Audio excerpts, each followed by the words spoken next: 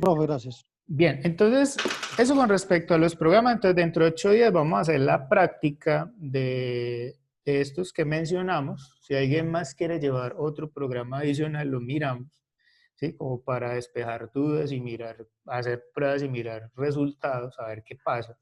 Entonces sería bueno, ¿sí? Incluso así aportamos más y aprendemos más. ¿Listo? Entonces, como les dije, hay muchos más programas. Pero pues para no ser más extenso eso y hablar siempre de lo mismo, entonces dejamos ahí. Ahora, otro cuento es el GNU Linux, que yo les había dicho que también es un punto de restauración. ¿Por qué? Vamos a suponer un caso. Usted tiene una computadora con Windows y por algún motivo, sea por malware, sea por un problema de sistema de archivos, por alguna circunstancia no arrancó, ¿sí? Entonces, ¿usted qué puede hacer? Arrancar la computadora con Linux por medio de algo que se llama un Live CD, que ahora lo vamos a mencionar, y ingresar al sistema de archivos de esa computadora, de ese Windows, de ese NTFS, y sacar los archivos y copiarlos ya sea en un disco duro externo o en una memoria, ¿sí? O en X o Y unidad externa, o incluso por red, si usted lo quiere hacer. Entonces, Linux, por ahí hay un chiste muy bueno que yo creo que yo lo había contado, que el mejor antivirus para Windows es Linux, y en parte es cierto porque usted puede hacer muchas cosas eh, en beneficio de Windows con Linux. Entonces, hablando de Linux, es uno de los sistemas operativos que de pronto ustedes han escuchado y de pronto han trabajado algunos, pero de Linux, digámoslo así, es uno de los sistemas operativos más utilizados sin que la gente se dé cuenta. Bien. Y usted dirá, ¿y cómo así? ¿Por qué? Bueno, primero de todo, si usted tiene Android, pues recuerde que es un Linux, ¿sí? Si usted tiene un carro Chevrolet, por ejemplo, en este caso acá en Colombia, que es uno de los más comunes, eso tiene una computadora que trabaja con Linux, ¿sí? Entonces, Linux es uno de los sistemas operativos más maleables, más versátiles que hay. ¿Por qué? Porque usted puede coger el código fuente, si usted es programador, y modificarlo según las necesidades que usted tenga, para que haga algo en específico. Entonces hay gente que coge el sistema operativo, le quita los módulos de audio, de video, porque solamente necesita que haga algo específico, ¿sí? Y por ejemplo, centrales, coge Linux, lo modifica para generar ciclos de lavado y todo eso. Entonces eso lo instala en una lavadora y ya, ahí tiene Linux en una lavadora. Bien.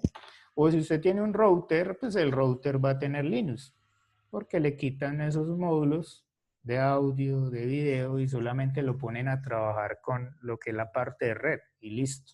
Y ya. Entonces, Linux es uno de los sistemas operativos que más se utiliza a nivel mundial sin que la gente se dé cuenta. ¿Bien? Y por eso es que eh, es uno de los más usados. Incluso, si usted ingresa a Facebook, usted está utilizando Linux. ¿Sí? Si usted ingresa a Gmail, está utilizando Linux. Si usted hace búsquedas por Google, está utilizando Linux. Si usted ingresó a TikTok, está utilizando Linux. Si ingresó a Instagram, lo mismo. Entonces, la mayoría de servidores a nivel mundial están bajo Linux. Entonces, usted me preguntará, bueno, ¿y por qué no lo utilizan en escritorio sabiendo que es el más utilizado y tiene tantas ventajas? Porque pues si vamos a hablar de ventajas con Linux, pues, hay muchas. Pero ¿cuál es el problema? Pues que por allá en los años 80, 90, pues Microsoft formó un monopolio con su sistema operativo Windows y pues eso es prácticamente lo único que conoce la gente. Ahora, como Microsoft orientó mucho el sistema operativo Windows para empresas, ¿sí? Para ofimática y para hacer trabajos a nivel empresarial, entonces por eso en las empresas, en la mayoría de empresas utilizan Windows.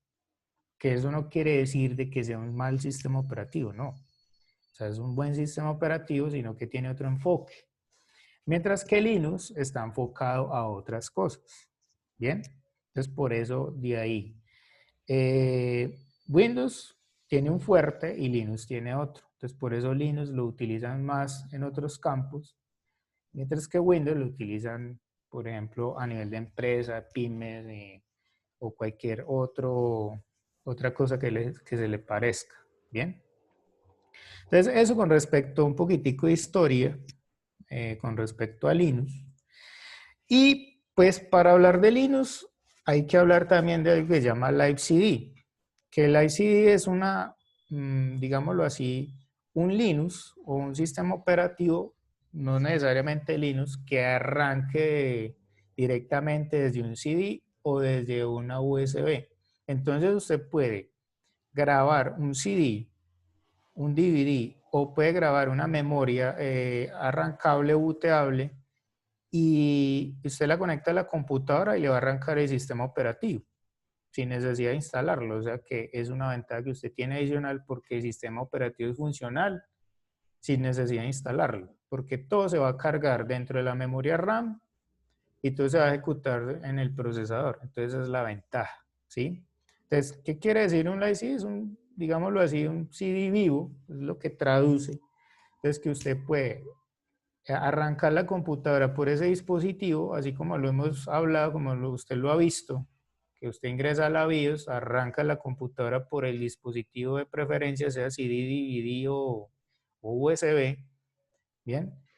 Y el sistema operativo se va a ejecutar directamente desde esa unidad extraíble, sin necesidad de instalarlo. Entonces eso es una ventaja, ¿bien? Y eso es lo que quiere decir LiveCD. ¿Listo? Ahora, aparte de eso, en Linux, usted tiene una ventaja y es que usted puede hacer uso de algo que se llama ClamApp, que digámoslo así es un antivirus que usted tiene a disposición. Si usted tiene Linux ejecutándose, entonces usted puede hacer la exploración o el análisis de una partición de Windows con ese antivirus desde Linux, sin necesidad de instalarlo. Y eso después lo vamos a mirar a ver cómo funciona eso. Pero entonces una ventaja es que con ese antivirus se puede vacunar una partición de Windows desde Linux. Entonces es algo muy, muy importante e interesante que usted lo tenga en cuenta. O que acá ya estamos rayando con la parte de mantenimiento correctivo, pero es importante que usted sepa de que usted desde Linux puede vacunar o puede restaurar una partición de Windows desde ese sistema operativo, arrancándolo por un Live CD. ¿Bien? ¿Hasta ahí claros o alguna inquietud? No, profesor, todo claro. Listo, entonces, otra de las cosas, ya con respecto a la instalación, y ojo que acá ya vamos a empezar a hablar un poquitico de la instalación, porque vamos a hacer la instalación también de este sistema operativo para que usted mire cómo funciona. No solamente lo vamos a arrancar desde el Live CD, para que usted haga ciertas cosas, sino que usted también lo va a aprender a instalar, porque de pronto usted necesita hacer algo en Linux, entonces es muy importante tener otro sistema operativo. Bien. Entonces, en cuanto a particiones, en Linux se manejan tres particiones primarias o principales. No hablemos de primarias porque primarias es otra cosa, ¿cierto? Digámoslo, particiones principales. Bien. Dentro de esas particiones principales o importantes para el sistema operativo, entonces tenemos partición swap, que es esto que ustedes alcanzan a ver acá, que dice Linux swap, que estoy señalando con el puntero. No sé si lo alcanzan a ver ahí. ¿Sí lo ven? Sí, profesor, sí, claro. Bien. Entonces, ese Linux swap, o con lo que voy a decir, tiene que ver con la memoria virtual del sistema operativo. O sea que esto que usted está viendo ahí, eso que dice Linux swap, eso es una partición exclusivamente para la memoria virtual del sistema operativo. A diferencia de Windows, que en Windows es un archivo de paginación que nosotros aprendimos a cómo manipularlo y cómo ingresar allá para modificarlo. Bien, en Linux es una partición. Ojo, es una partición. O sea que usted establece la partición y ahí es donde usted va a montar o donde va a alojar la memoria virtual. Bien. Y para los que de pronto no sepan qué es memoria virtual, la memoria virtual es un respaldo de la memoria RAM. Eso es lo que hace. Bien, es un respaldo solamente. Bien.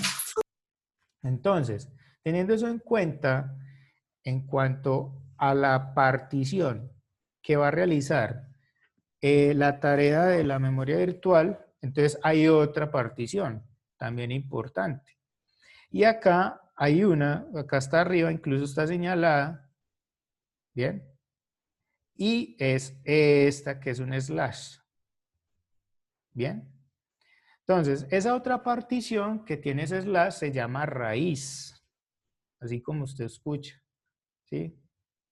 La misma palabra como raíz de un árbol, de raíz, ¿bien? Esa partición raíz es donde se va a alojar el sistema operativo, donde va a estar todo el sistema operativo, ¿bien? Y aparte de esa otra partición, hay una tercera, pues esta es opcional, que es esta que está abajo de la raíz del slash, y es slash home, ¿bien? El slash home es una partición que se utiliza como por decir de, que es para guardar información del usuario o de los usuarios. Entonces usted puede en esa partición, el sistema va a guardar todos los videos, archivos, documentos, bueno, todo lo que tenga que ver con archivos de usuarios va a estar alojado ahí en home. Entonces tenemos tres particiones principales o fundamentales. Una es la swap, que es la partición para la memoria virtual. Así tal cual como usted lo ve ahí. La raíz, que es el símbolo de raíz, es el slash. Entonces, ahí es donde va a estar el sistema operativo. Y la otra que está abajo, que es el slash home, es donde se va a alojar todo lo que son los archivos de los usuarios. Bien. Pues teniendo eso en cuenta, básicamente usted en Linux va a poder utilizar tres particiones, ¿sí? O tiene que crear tres particiones, el swap, la raíz y la home, en ese orden. Se recomienda que se creen. Entonces, primero la swap, luego la raíz y luego la home. Bien, que la home es opcional, pero si usted quiere hacer una recuperación rápida de la información que usted tiene de los usuarios, entonces utilice home. Bien. Ahora, acá hay que hablar de lo siguiente, y es de los tamaños. ¿Alguien recuerda de cuánto es lo mínimo o mínimo en cuanto a almacenamiento de Windows 10 o, bueno, en cuanto a partición o espacio de disco para poder instalar Windows 10?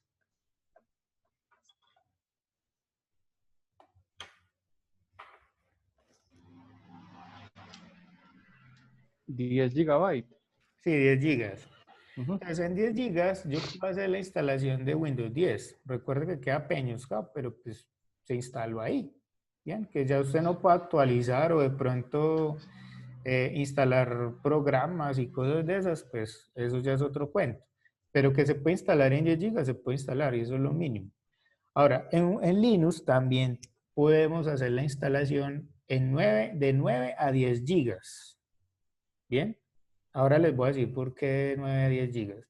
Entonces, Linux también se puede instalar de 9 a 10 gigas. Ahora, teniendo en cuenta eso, o eso que acaba de mencionar de 9 a 10 gigas es solamente para la raíz. Bien, porque otra cosa ya que usted guarde archivos o guarde videos o imágenes o documentación. Entonces eso es de otro cuento. Pero que usted puede instalar Linux en una partición raíz de 10 gigas lo puede hacer, o de 9 lo puede hacer. Bien. Y acá, entonces, para la swap, ojo, esta partición swap tiene que ser del doble de lo de la memoria RAM. ¿Se acuerdan del concepto que hablamos de memoria virtual?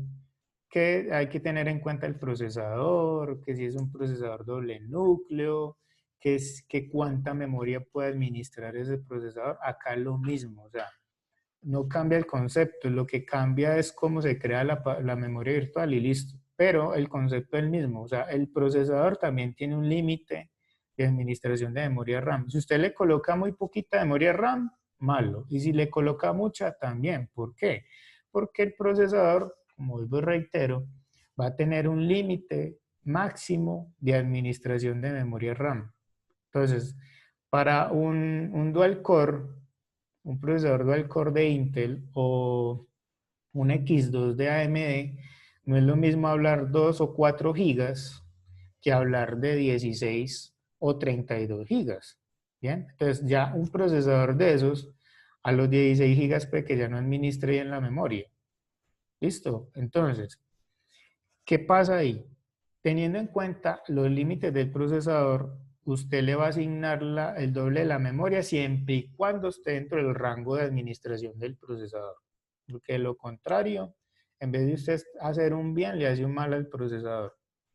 Entonces, por ejemplo, si usted tiene posibilidad o tiene una computadora más bien de 8 gigas, ¿sí? Con un procesador de 64 bits, pero ese procesador no es capaz de administrar más de 16, ¿sí? Entonces, si usted le coloca otros, o el doble de esos 8, que serían 16 gigas, 8 más 16, ¿cuánto sería?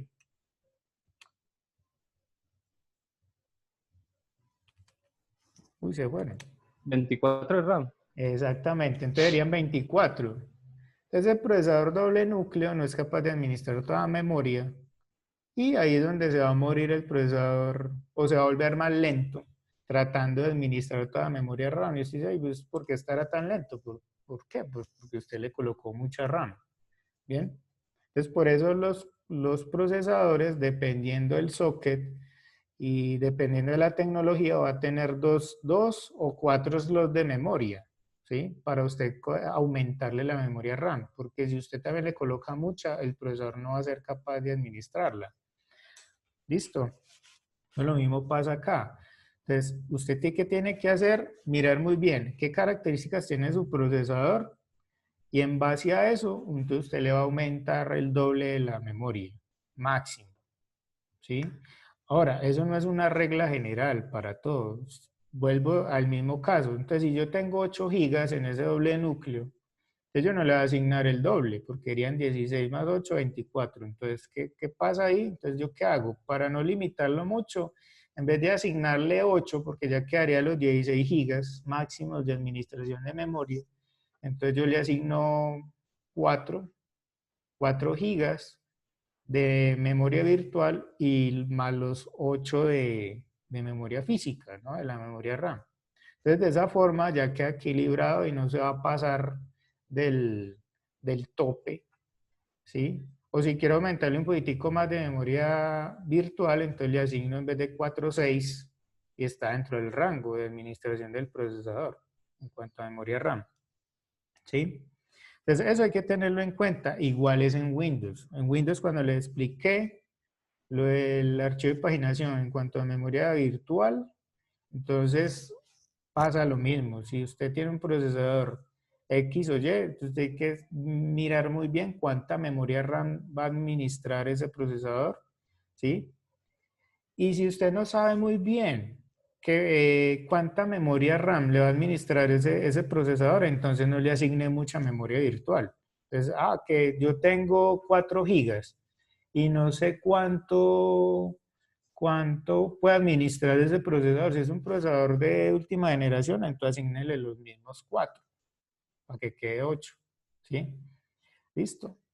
Si usted tiene dudas en cuanto a la administración de ese procesador de memoria RAM, porque vuelvo y reitero, esta memoria virtual se comporta como una otra memoria RAM y eso lo va a ver el procesador ahí, como si fuera otra memoria RAM. Listo. Claro, hasta ahí alguna inquietud. No, profesor, fue claro en cuanto a eso. Listo. Oh, por favor, si usted está ya calladito y no entendió, por favor pregunte, porque necesito que esto esté claro. Porque después yo le digo, vea, asigne la memoria swap y si usted no sabe cuánto le va a asignar, usted debe tener en cuenta lo del procesador y lo que se acabó de explicar. Listo, sino que en Windows es más sencillo porque Windows lo hace automáticamente. Acá no, acá a usted le toca asignársela manualmente. Si usted quiere una instalación, digámoslo así, bien establecida en cuanto al sistema operativo. Bien. Ahora, ventajas de tener esta memoria virtual así en una partición aislada. Pues como está aislada, es otra partición y solamente es para memoria virtual, pues ningún malware la va a tocar. Incluso si usted ingresa al sistema operativo, usted no va a ver esa swap por ningún lado, sino dentro de las características del sistema. Dice, tanto de swap, pero usted no puede ingresar a ella, solamente el procesador va a ingresar a esa partición. El usuario no va a poder ingresar. Entonces, es una ventaja, ¿bien?, de tener esa memoria virtual aislada dentro del sistema operativo. Mientras que en Windows, como está en C, pues cualquier cosa puede pasar en C, ¿bien? O usted puede pasar la otra partición, pero igual va a ser manipulable por el usuario y esa es una desventaja. ¿Bien? Ventaja y desventaja a la vez. ¿Listo? Eso hay que tenerlo en cuenta. Ahora, entonces como ustedes ven acá, este disco duro, ¿bien? Es un solo disco duro. Si ustedes ven donde estoy señalando, entonces este es el disco duro que dice SDEV/SDA de 931 gigas, aproximadamente 1 terabyte, ¿cierto? Entonces, ¿qué pasa acá? Acá lo que quiere decir es que tenemos un disco duro de 1 tera y tenemos Windows instalado, ¿sí? Y tenemos Linux instalado en un solo disco duro. Eso a su vez se llama una instalación dual boot. Boot, B-O-O-T, ¿sí? O sea, que quiere decir doble arranque. O sea, que es un sistema, perdón, es una computadora que tiene un sistema de doble arranque. O sea, que usted puede elegir o si arrancar por Windows o si arrancar por Linux. ¿Bien? Lo ideal es que normalmente la computadora arranque por Windows, no porque yo quiera, sino porque es como ese sistema más utilizado. Entonces, ¿yo qué tengo que hacer? Configurar Linux para que arranque directamente por Windows. ¿Por qué? Porque si usted tiene una computadora compartida, ¿sí? Y usted la comparte con su hermano, su hermana o con su papá, su mamá.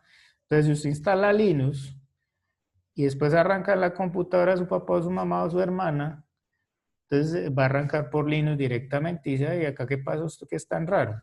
¿Sí? Si de pronto no sabe nada de Linux. Bien, entonces toca hacer una configuración posteriormente a eso que después les iré a explicar ese procedimiento. Pero en el momento lo que me interesa es que lo que usted está viendo acá es que en ese solo disco duro tenemos instalados 2 sistemas operativos, Windows y Linux, y que usted pueda hacer uso de alguno de esos dos, reiniciando la computadora o encendiéndola, entonces usted ya elige por dónde va a ingresar. Bien, ojo, esto es un dual boot. Otra cosa es virtualizar el sistema operativo. Que es que yo no quiero que reiniciarla porque me da pereza y después para ingresar por Linux. Entonces, otra cosa es virtualizar el sistema operativo. Pero ¿qué desventaja tiene virtualizar el sistema operativo? Que dependiendo de los límites que usted tenga en cuanto a memoria RAM y procesador, entonces va a funcionar o no va, digámoslo así, va a funcionar fluidamente o no va a funcionar muy fluidamente, que digamos. Entonces, la desventaja de virtualizar es que usted tiene que tener una máquina buena, potente, en cuanto a procesador y memoria, y con un buen FSB o bus frontal serial, para que ese procesador se comunique rápidamente con la memoria y que ese sistema operativo que usted está virtualizando no, como que no se me cuelgue o que como que no se bloquee la computadora, ¿sí? Entonces hay que tener eso en cuenta. Entonces, siempre que usted va a virtualizar, recomendación, dependiendo del sistema operativo, si usted tiene Windows 10, mínimo de tener 8 GB de memoria y un procesador con 4 núcleos. Bien. Ya si usted tiene Windows 8, entonces por ahí con 3 gigas, 3 gigas, no, perdón, 4 gigas, puede virtualizarlo, ¿sí? con un procesador también a 4 núcleos, o si tiene ya un Windows 7. Entonces en Windows 7 usted sí puede, igual con 4 gigas y con un procesador doble núcleo, usted puede virtualizar sistemas operativos. De lo contrario, sí es más complejo. O sea, si usted nomás tiene 2 gigas y si es un Windows 10, peor. ¿Sí? O nomás tengo 3 o 4, pues con Windows 10 y mínimo 8 para virtualizar. Si usted quiere hacerlo de forma virtualizada. Bien. Entonces, si no tiene suficiente memoria, trate de expandirla. Bien. Para que ese sistema operativo que usted va a virtualizar funcione bien y no tenga ningún problema. ¿Listo? Entonces, en este caso, la ventaja es que como estoy usando o estoy ejecutando un solo sistema a la vez, entonces, cuando ejecute Windows, Windows va a utilizar todos los recursos de la computadora.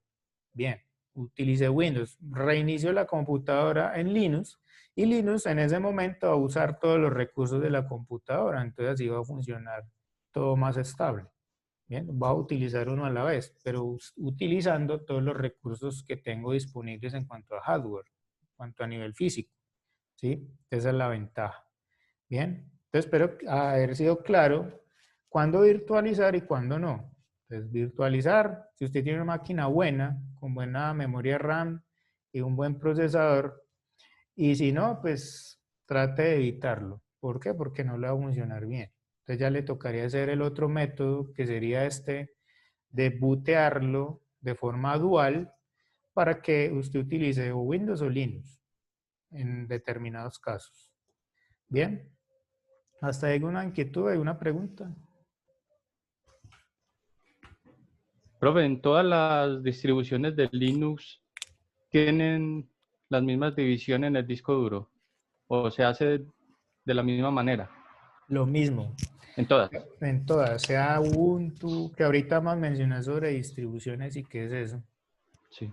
Entonces, sea Ubuntu, sea Linux Mint, sea Gentoo, sea Glassware, sea Mandriva, sea CentOS, sea lo que sea, ¿sí? En Linux, en Sí. cuanto a particiones, o particiones es lo mismo, Particiones. ¿sí? Ah, bueno. Ujú. Particiones. Ahora, en cuanto también a sistemas de archivos es lo mismo. Por ejemplo, acá dice ext4, ¿cierto? Raíz. ext4 home. Bien. Estas dos particiones utilizan sistemas de archivos. Mire que la que es memoria virtual o la swap no utiliza ningún sistema de archivos. ¿Por qué? Porque esto es memoria RAM. O sea, se comporta como una memoria RAM. Y la memoria RAM no tiene formato. ¿O acaso usted le hace un formateo a la memoria RAM de una computadora? Pregunto. ¿Cierto que No, no? no, Pues señor. si usted tiene experiencia en este tema, entonces usted compra la memoria RAM, usted va y